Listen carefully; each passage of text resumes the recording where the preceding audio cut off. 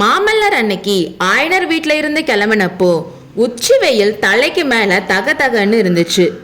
ஆனாலும் அவருக்கு எங்க பார்த்தாலும் இருள் சூழ்ந்த மாதிரி இருந்துச்சு. வெளியில இப்படி இருக்குன்னா அவரோட மனசுக்குள்ள ஆயிரம் ஆயிரம் மின்னல்கள் தோன்றி மறைஞ்சிட்டு இருந்துச்சு. சளுக்கர்னால சிறைப்பிடிச்சிட்டு போன சிவகாமி உயிரோட இருந்திருப்பான்னு அவரால் கற்பனை செஞ்சு கூட பார்க்க முடியல. சிறை பிடிச்சப்பவே அவ உயிரை விட்டுருக்கணும். மற்ற பெண்கள் மாதிரி எதிரிகிட்ட சிக்கினதுக்கு அப்புறம் அவ உயிரை இன்னும் வச்சிட்டு இருப்பாளா? மானத்தை விட உயிர் தான் மேல்னு நினைக்கிறவ சிவகாமி இல்ல. நம்மளோட வாழ்க்கையில இருந்தும் இந்த பூமியில இருந்தும் சிவகாமின்ற ஒளி மொத்தமா மறைஞ்சு போயிருச்சு. அவளோட தெய்வீக சௌந்தரியத்துக்கும் கலைத்திறனுக்கும் குணத்துக்கும் இந்த உலகம் தகுதி இல்லாதது. நானும் தகுதி இல்லாதவன் தான். 2 அப்பாக்களும் சேர்ந்து சிவகாமியோட சாவுக்கு காரணமாயிட்டாங்க. என்னோட வாழ்க்கைக்கும் உள்ள வச்சிட்டாங்கன்னு நினைச்சாரு. ஆனாலும் அவரால் அவங்க மேல கோவப்பட முடியல. மகளை பிரிஞ்சனால ஆயனர் கிட்டத்தட்ட சித்தபிரம பிடிச்சவர் மாதிரி இருக்காரு. கால் உடஞ்சு நடக்க முடியாமையும் இருக்காரு. போர்க்காலத்துல காயம்பட்டு உயிருக்கு போராடிட்டு இருக்காரு அப்பா. எப்படி அவங்க 2 பேர் மேலேயும் கோவப்பட முடியும்? சிவகாமி இல்லாத உலகத்துல அவர் இருக்கிறத நினைச்சு கூட பார்க்க முடியல. ஆனாலும் கொஞ்ச நாள் பல்ல கடிச்சுக்கிட்டு உயிர் வாழ்ந்துதான் ஆகணும். நம்பிக்கை துரோகிகளும் மனுஷ உருவத்துல இருக்க ராட்சசர்களான சளுக்கர்களை பழி வாங்கணும். இந்த உலகம் இதுவரைக்கும் பார்த்தும் கேட்டும் இருக்காத மாதிரி பழி வாங்கணும். சளுக்கர்கள் பல்லவ நாட்டுல செஞ்ச அக்கிரமங்களுக்கு 1க்கு 10 மடங்கா பழி வாங்கணும். அவங்க நாட்டுல ஓடுற ஆறுகள் ரத்த ஆறா ஓடணும். அவங்களோட நாட்டுல கேட்க போற புலம்புற சத்தம் தலைமுறைக்கும் கேட்கணும்.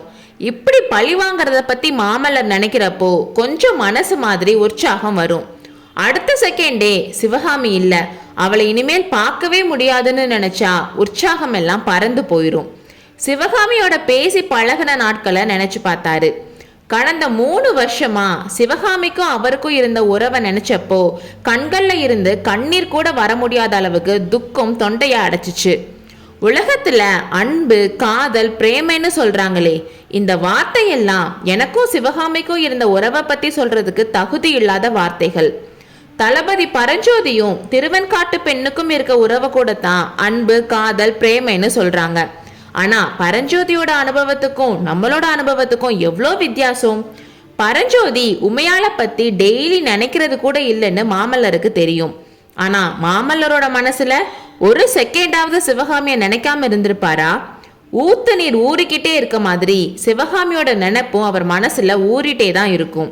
சிரிக்கிற மாதிரி சிவகாமி, கோபமா இருக்க மாதிரி சிவகாமி, பயத்தோட பாக்குற சிவகாமி, சோகமா இருக்க சிவகாமி, வம்பு சண்டை இழுக்கிற சிவகாமின்னு மாமல்லரோட மனசு ஃபுல்லா எப்பவுமே சிவகாமியோட நினப்பு தான். மாமல்லர் அவரோட அப்பா அம்மா கிட்ட பேசிட்டு இருக்கிறப்பவும், குதிரை மேல போயிட்டு இருக்கும் போதும், ஆடல் பாடல் பார்த்துட்டு இருக்கிறப்பவும், ராஜ விஷயங்களை கவனமா கேட்டுட்டு இருக்கிறப்பவும், போர்க்காலத்துல சண்டை போட்டுட்டு இருக்கிறப்பவும் கூட சிவகாமியோட நினைப்பு அவர் மனசுல இருந்துட்டே தான் இருக்கும். பகல் நேரத்துல இவ்வளோ விஷயங்கள்ல கவனம் இருக்கிறப்பவே சிவகாமியோட நினைப்பு இவ்வளோ இருந்தா ராத்திரி எல்லாம் சொல்லவே தேவையில்லை. நைட்டு சாப்பிட்டு முடிச்சுட்டு தனியா தூங்குறது அவருக்கு ரொம்ப பிடிக்கும். ஏன்னா சிவகாமியை பத்தி நினைக்கிறதுலயே முழுசா அவரோட மனசு இருக்கும்ல. இப்படி சிவகாமியை நினைச்சுக்கிட்டே எப்ப தூங்குவாருன்னு தெரியாது. அப்படியே தூங்கினாலும் கனவுல கூட சிவகாமி தான். எத்தனை விதமான கனவு! அந்த கனவுல தான் எவ்வளோ சந்தோஷம், துக்கம், எவ்வளோ ஆபத்து, எவ்வளோ ஏமாற்றம்.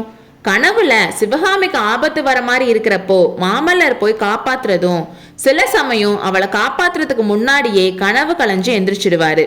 மறுபடியும் அடுத்த நாள் சிவகாமியை போய் பார்த்து அவளுக்கு எதுவும் இல்லைன்னு தெரிஞ்சதுக்கு அப்புறம் தான் நிம்மதியா இருக்கும் மாமல்லருக்கு. இப்போ அந்த கனவு எல்லாம் நிஜமாயிருச்சு.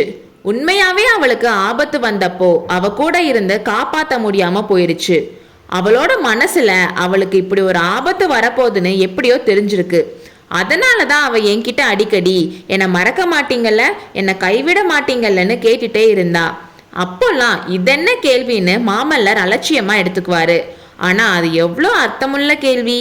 சிவகாமி, உன்னை மறக்க மாட்டேன், இந்த ஜென்மத்துல உன்னை மறக்க மாட்டேன், எந்த ஜென்மத்திலையும் மறக்க மாட்டேன். உன்னை என்கிட்ட இருந்து பிரிச்சவனை முதல்ல பழி வாங்குவேன், அதுக்கப்புறம் உன்னை தேடிட்டு வருவேன். யமன் உலகத்துக்கு தேடிட்டு வந்து யமதர்மராஜா கிட்ட எங்க என் சிவகாமின்னு கேட்பேன். அதுக்கப்புறம் சொர்க்கலோகம் போய் தேவேந்திரன் கிட்ட என் சிவகாமி எங்கன்னு கேட்பேன். சொர்க்கலோகத்துல நீ இல்லைனாலும் அதோட விட மாட்டேன்.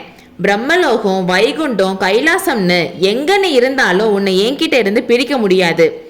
வரேன் சிவகாமி, கூடிய விரைவில் நீ இருக்கும் இடம் வருகிறேன். அடுத்த அத்தியாயத்தில் சந்திப்போம்.